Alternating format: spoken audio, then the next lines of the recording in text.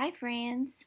Today's book is called A Chair for My Mother by Vera B. Williams, and it was a Caldecott Honor Book, which means it has beautiful pictures.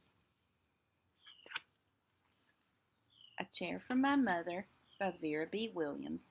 Green Willow Books, New York, is the publisher. And it was copyrighted or published in 1982.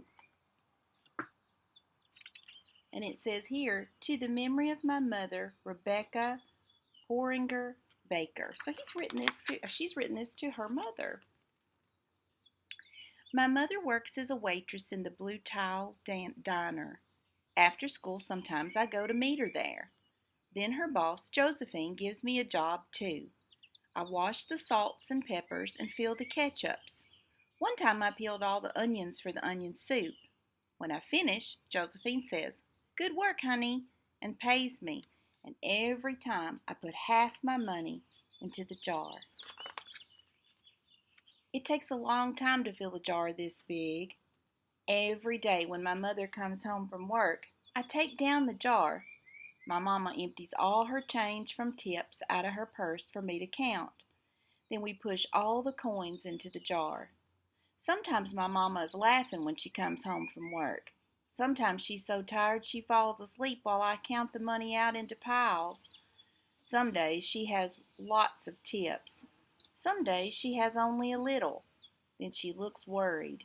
But each evening, every single shiny coin goes into the jar. So they must be saving for something. We sit in the kitchen to count the tips. Usually Grandma sits with us too. While we count, she likes to hum. Often she has money in her old leather wallet for us. Whenever she gets a good bargain on tomatoes or bananas or something she buys, she puts by the savings and they go into the jar. So now we have 3 people saving money in the jar. When we can't get a single other coin into the jar, we're going to take out all the money and go and buy a chair. Yes, a chair. A wonderful, beautiful, fat, soft armchair. We will get one covered in velvet with roses all over it. We are going to get the best chair in the whole world. That is because our old chairs burned up. There was a big fire in our other house. All our chairs burned. So did our sofa, and so did everything else. That wasn't such a long time ago. My mother and I were coming home from buying new shoes. I had new sandals. She had new pumps. We were walking to our house from the bus. We were looking at everyone's tulips. She was saying she liked red tulips, and I was saying I liked yellow ones. Then we came to our block.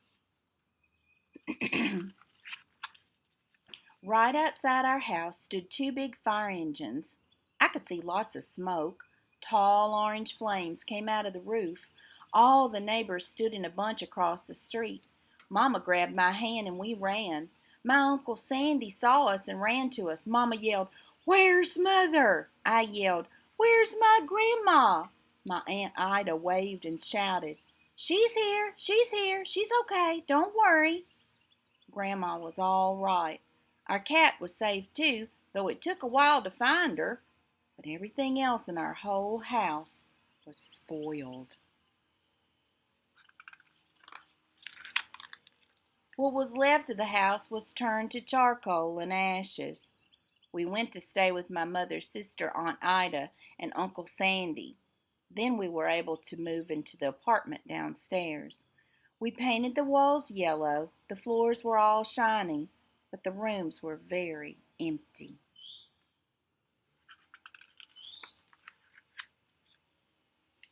The first day we moved in, the neighbors brought pizza and cake and ice cream, and they brought a lot of other things too. The family across the street brought a table and 3 kitchen chairs. The very old man next door gave us a bed from when his children were little. My other grandpa brought us his beautiful rug.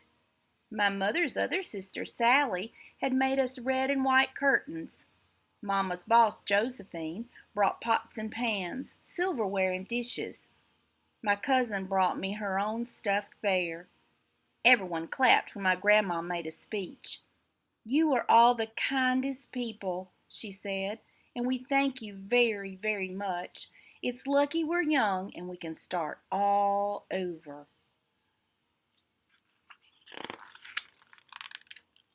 That was last year, but we still have no sofa and no big chairs. When Mama comes home, her feet hurt. "There's no good place for me to take a load off my feet," she says. When Grandma wants to sit back and hum and cut up potatoes, she has to get as comfortable as she can on a hard kitchen chair. So that is how come Mama brought home the biggest jar she could find at the diner, and all the coins started to go into the jar. Now the jar is too heavy for me to lift down. Uncle Sandy gave me a quarter. He had to boost me up so I could put it in. There's the quarter. After supper, Mama and Grandma and I stood in front of the jar. "Well, I never would have believed it, but I guess it's full," Mama said. My mother brought home little paper wrappers for the nickels and the dimes and the quarters. I counted them all out and wrapped them all up. On my mother's day off, we took all the coins to the bank. The bank exchanged them for $10 bills. Then we took the bus downtown to shop for our chair.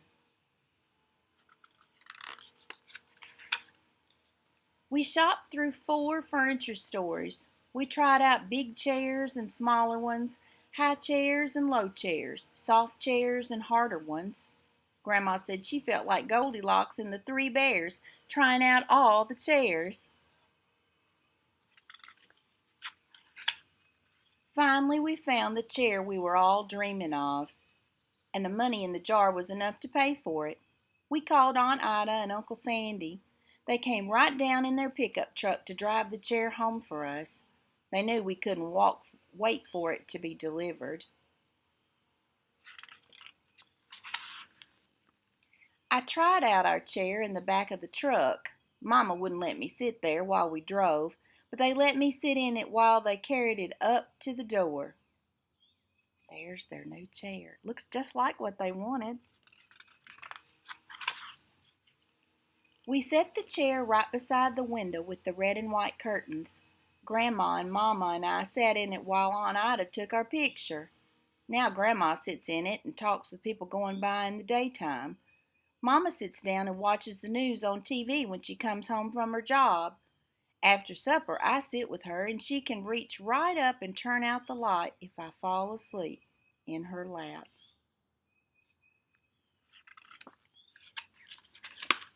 The end. What a lovely story to show 2 things. Number 1, that neighbors help each other. Friends come from far and wide to help out whenever you need help.